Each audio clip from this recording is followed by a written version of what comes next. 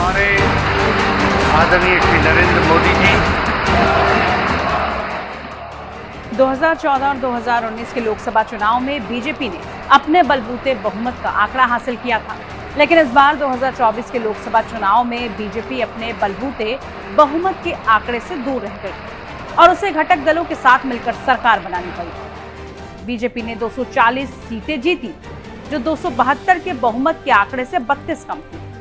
तीसरी बार लगातार मोदी सरकार बनी है, लेकिन टीडीपी और जेडीयू के सहयोग से बीजेपी की अगुवाई वाले गठबंधन एनडीए ने आंध्र प्रदेश के मुख्यमंत्री चंद्रबाबू नायडू की टीडीपी की लोकसभा चुनाव में जीती 16 सीटें और बिहार के मुख्यमंत्री नीतीश कुमार की जेडीयू की 12 सीटों के दम पर सरकार बनाई।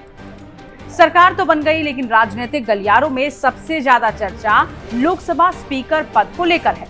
बहुमत के आंकड़ों से दूर बीजेपी के लिए स्पीकर का पद काफी मायने रखता है। ये पद कितना मायने रखता है, इसे समझते हैं। बीते 2 लोकसभा में बीजेपी की सुमित्रा महाजन और ओम बिरला ही स्पीकर थे। क्या इस बार भी बीजेपी से ही कोई स्पीकर या सहयोगी दल टीडीपी और जेडीयू के बनेंगे, ये अहम सवाल बना हुआ है। आखिर कितना ताकतवर होता है स्पीकर का ये पद, इस वीडियो में समझते हैं। लोकसभा का प्रमुख और पीठासीन अधिकारी स्पीकर ही होता है। लोकसभा कैसे चलेगी, इसकी पूरी जिम्मेदारी स्पीकर की ही होती है।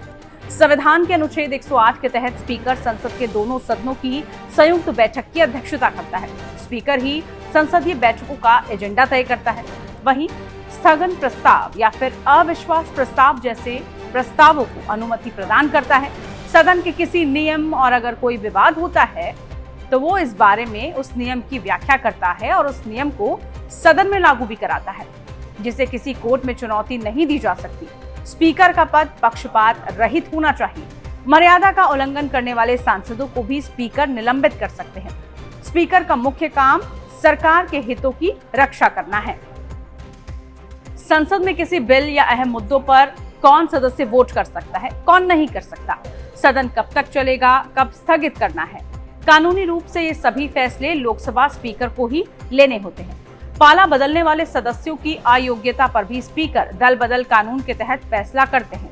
हालांकि 1992 में सुप्रीम कोर्ट ने एक फैसले में साफ कर दिया था कि स्पीकर के फैसले को अदालत में चुनौती दी जा सकती है। इन सब के बीच लोकसभा स्पीकर के लिए टीडीपी नेताओं का कहना है कि स्पीकर उम्मीदवार के लिए चुनाव एनडीए के सहयोगी दलों की सहमति से ही किया जाएगा। वहीं जेडीयू नेता केसी त्यागी ने संकेत दिया है कि बीजेपी जो भी उम्मीदवार चुनेगी, जेडीयू उसका हर हाल में समर्थन करेगी। संविधान के अनुच्छेद 93 में ये कहा गया है कि सदन जितनी जल्दी हो सके अपने 2 सदस्यों को स्पीकर और डिप्टी स्पीकर के रूप में चुनेंगे। अभी तक लोकसभा स्पीकर हमेशा सर्वसम्मति से चुना जाता रहा है।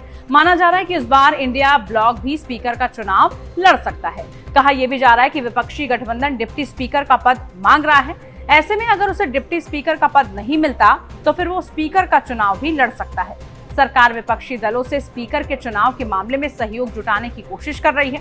आमतौर पर स्पीकर का पद सत्ताधारी और डिप्टी स्पीकर का पद विपक्ष के पास जाता है, लेकिन पिछली लोकसभा में डिप्टी स्पीकर का पद खाली था। ऐसे में अब जब विपक्ष मजबूत स्थिति में है तो ये देखना होगा कि इस बार क्या फैसला लिया जाता है। संविधान के अनुच्छेद 93 में लोकसभा स्पीकर और डिप्टी स्पीकर के चुनाव का प्रावधान किया गया है। 24 जून से संसद का विशेष सत्र शुरू हो रहा है। 2 दिन तक नए सांसदों को शपथ दिलवाई जाएगी। ऐसे में लोकसभा स्पीकर का चुनाव 26 जून को होगा, जबकि डिप्टी स्पीकर के चुनाव की तारीख स्पीकर तय करेंगे। आपको वीडियो कैसी लगी जरूर बताइए। इस तरह के तमाम वीडियोस के लिए आप देखते रहिए टाइम्स नाउ भारत डिजिटल। नमस्कार।